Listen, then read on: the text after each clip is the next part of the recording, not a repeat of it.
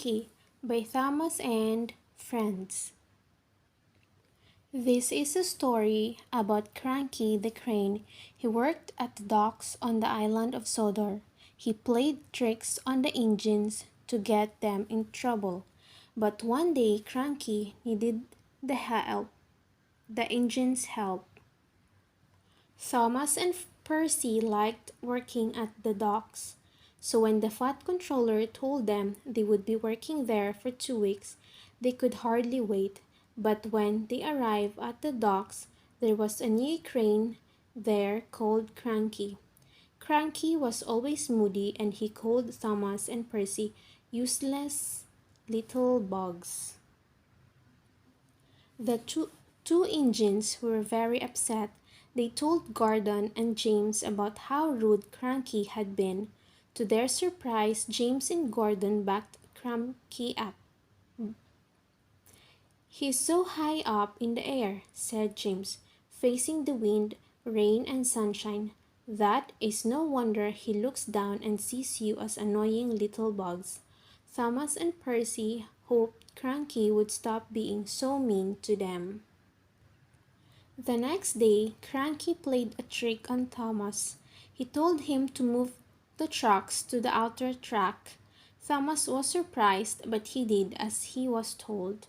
When the Fat Controller arrived, Cranky said, "I asked Thomas to put those trucks on the inner track, but he has put them on the outer track, where I can't reach them."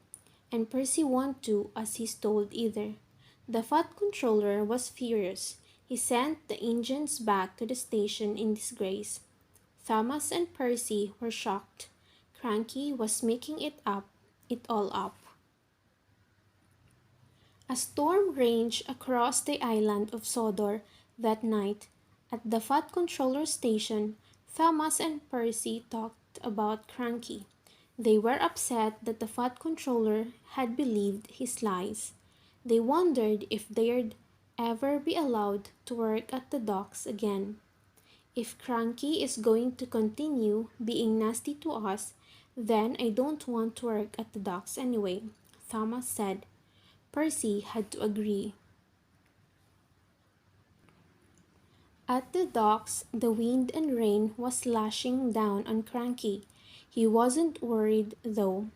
He thought he was much stronger than any storm. In the shed nearby, Doc, James, and Gordon were listening to the storm. They thought they were safe there, but they were wrong. A huge steamer had got loose and it was heading straight for the docks. The steamer ran aground. It charged through the docks, crashing into the shed and knocking over Cranky. Doc, Gordon, and James were trapped.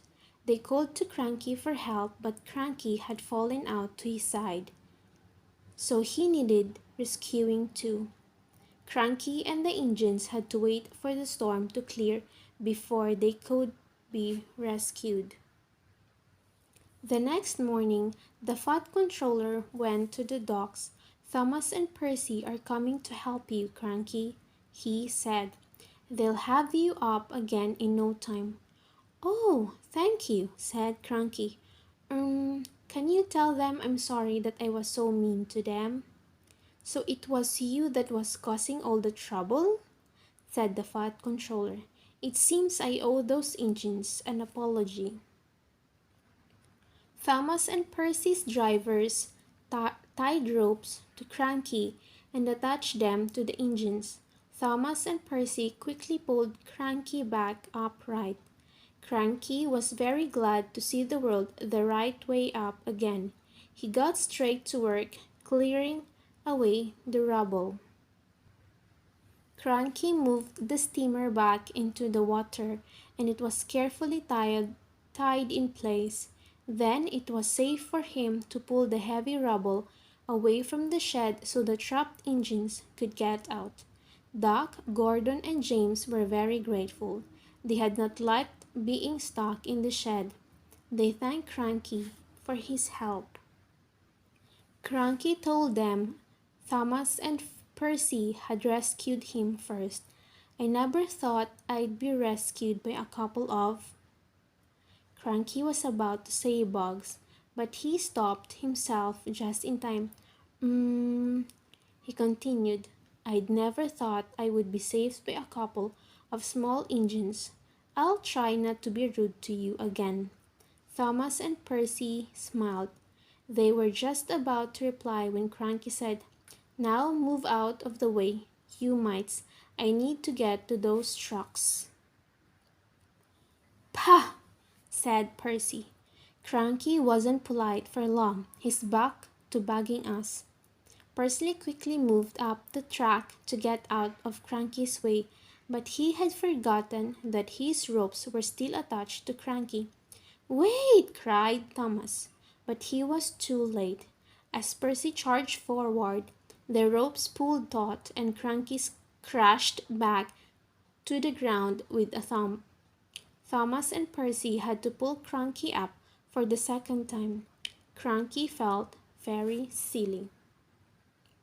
Now, Cranky works well with Thomas and Percy. He still looks down on them for his high perch in the sky, but he never calls them bugs or mites. After the stormy night, he knows they can be really useful engines. After all, they had rescued him twice, and if Cranky is ever knocked over again, he knows the little engines will quickly put him back in his place.